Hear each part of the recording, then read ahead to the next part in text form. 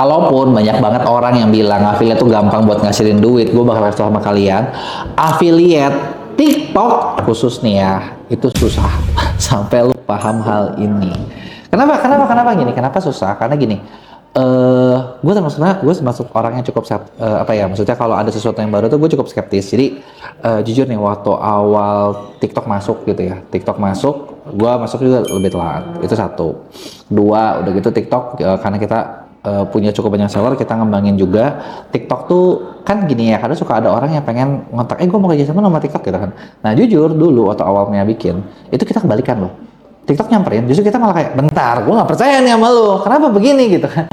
Aneh juga ya, tapi anehnya sebenarnya simpel. Jadi awal bukan gitu juga, jadi karena kayak di awal tuh mereka nyamperin, kita udah open hand, dan ternyata mereka itu kayak hilang-hilang gitu. Jadi kayak, ini bener nggak nih? Wah nggak jelas nih orang TikTok nih.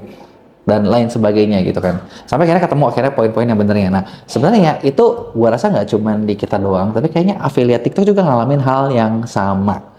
Terutama buat lo banget nih yang baru. Karena gini, kalau lo yang baru kan kadang tuh banyak orang cuma mikir bikin affiliate tuh sesimpel kayak, oke, hari ini gue bikin konten, gue ada barangnya apa nih? Misalnya nih ya, gue punya barang gitu. Ini apa nih? Gue punya MacBook Pro 2022. Nah, gue udah berusaha mereview gitu kan, ini RAM-nya begini, begitu, udah gaya gadgetin banget lah gitu ya. Tapi gitu kan, lu mau bikin 1000 video seperti itu, kalau misalnya kalau kalian nggak ngerti tekniknya, percaya sama gue tetap aja bakal susah, nggak akan ada yang laku gitu kan. Tapi kalau misalnya lu ngerti konsepnya, bahkan gini, gue pernah bahas ya di salah satu video YouTube gue, kita iseng uji coba gitu kan, uji coba YouTube Shopping yang sebenarnya nggak beneran promosi, ada yang beli. Nah berarti kan ada caranya nih, ada jalan ninjanya nih. Nah inilah yang mau gue bahas ke kalian. Nah jadi apa aja nih yang harus lo tahu gitu ya, poin-poinnya kalau lo mau main TikTok affiliate yang rame. Nah yang satu, pertama, banyak orang bilang suka lo pilih satu niche. Itu bisa dibilang bener agak outdated atau agak telat juga bisa, agak basi juga bisa gitu kan. Karena niche ini sebenarnya kalau menurut gua yang paling ideal tuh bukan lu tentuin satu niche, tapi yang lu mau fokusin adalah kalian itu mau mempengaruhi siapa, mau ngomong sama siapa, orang ini siapa nih. Karena gini, kadang niche sama niche kadang nggak ada yang spesifik itu juga gitu. Contoh gini, gua di konten gua jujur sampai sekarang 80-90% konten gue ngomong ke beberapa pihak, ya kan. Satu, yang gue selalu bahas adalah gue ngomong sama seller. Gue mencari orang yang lagi jualan, orang yang lagi membangun brand, orang yang membangun bisnis. Ini adalah target market pertama gue. Jadi kalau menurut gue yang pertama adalah tentuin target market itu siapa. Yang kedua, gue lagi ngomong sama lu yang lagi nonton di video ini, alias sama affiliate creators. Itu adalah niche kedua gue. Niche ketiga gue adalah gue ngomong sama sales, orang yang jualan. Sebenarnya kalau gue cerita ya, kalau kalian ngerasa kayak emang bedanya apaan? Kayaknya sama-sama aja. Seller bikin konten, affiliate bikin konten, sales bikin konten. Emang bedanya apa gitu? Perasaan sama-sama aja. Kerasanya mungkin kayak sama, tapi jujur ketika lo di tengah dan ke belakang itu bedanya banyak banget. Contoh, seller mereka adalah orang-orang yang duitnya dipakai buat nyetok barang dan mereka puterin lagi. Gitu kan. Affiliate mereka duitnya bahkan nggak kemana-manain. Mereka dapat duit makan semua gitu loh. Sales dapat duitnya dari mana? Komisi penjualan gitu loh. Jadi meskipun kadang kayak kita merasa mirip, ini adalah orang-orang yang jelas berbeda. Jadi lu tentuin dulu akun lu mau apa gitu loh. Kalau gue udah bilang gue punya 3 target market gitu kan. Tapi apakah target market gue dari awal 3? Enggak. Jujur target market gue di awal cuman satunya adalah apa? Seller.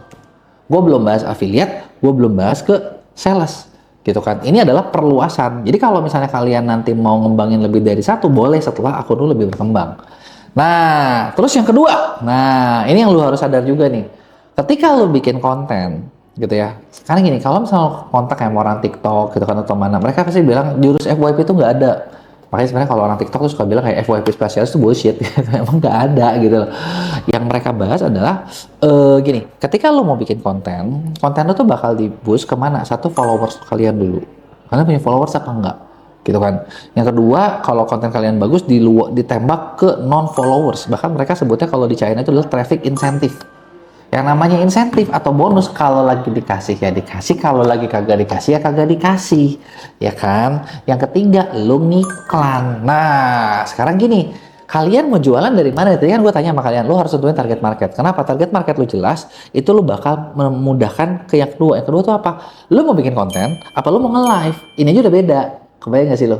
Dan ketika lu mau nge-live atau lu mau konten kayak gimana kan tergantung. Sesuaiin dengan target market lu. Gitu. Contoh gini, gua kalau misalnya mau ngomong sama affiliate gitu ya kan gua kasih tau, ini affiliate harus kayak gini lo ya, gitu kan. Beda sama sales, gitu ya. Sales mereka ngelakuin hal yang beda lagi, beda sama seller. Jadi kayak mirip-mirip, tapi ini jelas orang-orang yang benar-benar karakternya beda, gitu ya. Dan ini nentuin kemana. Contoh gini, kalau misalnya kalian, misalnya gua mau jualan, kalian mau jualan home living. Salah satu produk yang gue lihat di affiliate bagus adalah home living rame. Home living itu kan gini, bisa dibeli sama emak-emak, bisa dibeli sama bapak-bapak. Cara ngomongnya beda, stylenya beda, gitu kan. Nah, terus kalau lu konten, apapun lu nge-live, yang lu percaya adalah apapun yang lu lakukan, ketika lu lakukan di TikTok itu dengan lu tujuan jualan, itu otomatis masuk ke bagian commerce. QC-nya itu dua kali gimana? Artinya gini, lu nge-post TikTok aja, begitu lu post TikTok tuh QC dulu, konten lu layak nggak buat mereka sebar. Kalau konten lu layak, ya mereka sebar banyak. Kalau konten lu delay nggak banyak, konten lu kagak bakal disebar banyak. Bahkan ke follower aja kagak. Ingat tadi traffic itu udah 3, gitu kan. Nah, terus yang kedua gitu ya. Nah, kalau misalnya lu udah ngomong kayak gitu ya, lu bikin konten nih kan. Lu mau ngajak ke commerce. Commerce itu QC-nya 2 kali. Jadi wajar kalau lu naiknya tuh nggak secepat yang biasa. Apalagi gini, suka banyak ada orang-orang yang punya aliran gini. Oh, gua kalau mau nge-live, live-nya jangan pakai keranjang kuning. Terus biasa aja dulu. Berarti kan live biasa. Nanti udah rame baru masukin keranjang kuning. Nah, kata si ini, bentar nih, lu shortcut biar cepet. Ini kan commerce harusnya di QC 2 kali. Artinya ada orang-orang yang harusnya nggak masuk live jadi masuk gitu loh. Itu adalah masalah yang kedua. Jadi, lu tentuin dulu, lu mau ngomong sama siapa, nanti udah lu tentuin, nanti lu sesuai. Lu mau ngonten apa mau nge-live? Nge-live-nya kemana? Karena sesuai dengan target market kalian. Nah, yang ketiga, setelah lu udah tahu mau ngomong apa, yang ketiga adalah lu cari barang. Nah, barang ini, nah ini nih, karena suka orang baca, ya udahlah, gue pokoknya lihat aja, pokoknya sampai setelah pasti rame kan. Bentar, belum tentu Jenderal. Coba dulu, tes dulu. Contoh gini ya, misalnya nih, ini gue ngomong di YouTube dan ini gue coba misalnya pakai keranjang putih. Penonton gue adalah kalian affiliate. Affiliate kan berarti gini, ada yang udah rame, ada yang udah kagak, ada yang masih kecil, ada yang udah gede. Kalau video basic, gue coba nih, gue lagi nge-review nih, yang mau gue jual adalah MacBook Pro. Mungkin kalian kagak bakalan beli. Kenapa? Kejauhan produk yang gue pilih dengan siapa yang nonton, itu kejauhan gitu loh. Karena, bukan gue meremehkan affiliate ya, tapi kalau misalnya kalian baru mulai, ya kan kalian belum butuh MacBook Pro. Bener nggak? Tapi kalau misalnya kalian ketika gue lagi bikin satu konten tentang gimana caranya live streaming lu bagus dengan berbagai animasi segala macam, udah pakai teknologi yang tercanggih, di situ gue nge-review MacBook Pro, cocok. Kenapa cocok? Pas, karena buat melakukan ini lu butuh MacBook Pro. Kalau yang tadi kagak cocok. Jadi produknya ketika lo milih belum tentu harus produk best selling, tapi kalian kira-kira gini ya, gue sering banget ngerasa kayak banyak orang tuh susah jualan karena mereka tuh nggak pernah memposisikan diri mereka di bagian orang yang dijualin ya. Contoh gini, kayak tadi gue mau ngejual MacBook Pro misalnya, MacBook ini mau gue jual. Kalau gue mau jual, gue harus cari kira-kira siapa yang butuh. Satu, mungkin yang butuh MacBook Pro mahasiswa yang lagi pengen kelihatan gaya. Bisa ya. Atau kedua misalnya memang dia profesional yang kerjanya tuh heavy banget, editor video gitu kan. Atau lu IT-nya tuh posisi yang cukup tinggi di mana codingnya butuh yang berat-berat, udah nggak bisa ini itu. Nah, itu disitu butuh MacBook Pro. Gitu kan. Tapi kalau misalnya kayak buat apa? Oh ya udah buat sehari-hari doang gitu kan. Kadang ini terlalu berat gitu, terlalu berlebihan. Gitu, kebayang ya poin gue ya. Nah, lanjut. Nah, setelah lu pilih produk, masalah ketiga muncul. Ngapain? Cari sampel. Apalagi kalau akunnya baru, wah udah deh kerasa. Karena ya gimana orang mau percaya gitu kan? Gue aja jual buku ya. Mana buku gue? Nah itu tuh. Buku ini gitu ya, ada di keranjang putih gitu ya. Di sini kita bahas tentang jualan di TikTok gitu ya. Gue aja jual buku, misalnya kayak gini. Ketika gue jual buku ini, ya kan apa ya namanya? Ketika gue jual si buku ini itu, ketika gue milih affiliate, banyak loh tiap hari kita yang minta sampel. Kita milih banget, gitu. Sebenarnya gini, gue udah punya tim buat milihin dan mereka tuh udah ngikutin kayak gini. GMP bagus, konten oke, konsisten. Nah itu biasanya udah kriteria kasih. Nah terus kalau misalnya tim gue udah ada, Ini kita ada yang minta 20, biasanya report ke gue gini. Ada yang request sampel 20, yang direkomendasikan adalah 3, alasan adalah A, B, C, D, E, ini akunnya. Yang lain tidak direkomendasikan, kenapa GMV kecil, konten nggak konsisten, misalnya live jarang, udah gitu kontennya inilah tidak berkualitas gitu. Nah udah, bahkan dilihat aja kagak. Nah lo kebayang gak sih posisi di gua aja, kita ngecek sampel segitunya, apalagi posisi di brand. Mantap. Lebih susah lagi ya. Nah terus solusinya apa? Solusinya apa? Ini kan beberapa lo tahu ya. Lo harus tahu punya target, lo harus tahu mereka itu siapa, mau bikin kontennya kayak gimana, lo harus tahu produknya cocok buat mereka apa. Udah gitu, lo harus punya sampelnya. Nah terus kalau nggak punya sampel gimana? Nah kalau nggak punya sampel, ya sebenarnya salah satu fungsinya agensi MCN adalah bantuin lo. Tapi contoh gini, kayak kita di Mea nih. Kita jujur sekarang lagi ngerombak banyak banget di MCN. Kemarin gue baru dari China diundang TikTok buat belajar tentang studi kasus perusahaan sana, kerjasama juga dengan sebenarnya beberapa perusahaan sana. Kita lagi bikin kerjasamanya buat kita ngikutin gitu. Karena kayak gini, kalau kita ngeliat ya, kayak kan banyak orang ngeliat, wah gila nih di Indonesia tuh kayak afiliator tuh gede banget duitnya segala macam. Ini potensial banget dan lain sebagainya. Jujur, begitu gue udah ke China, gue ngerasa kayak anjir, Indonesia tuh nggak ada apa-apanya men. Indonesia tuh baru segede upil men. Jadi kayak kalau di sana gitu ya, gue bahkan ngerasa gini, oh gila ini gue bisa terapin hal-hal yang di sana. GMV-nya tuh gede banget gitu. Bahkan ibaratnya sekalian lu siapapun lu gitu ya.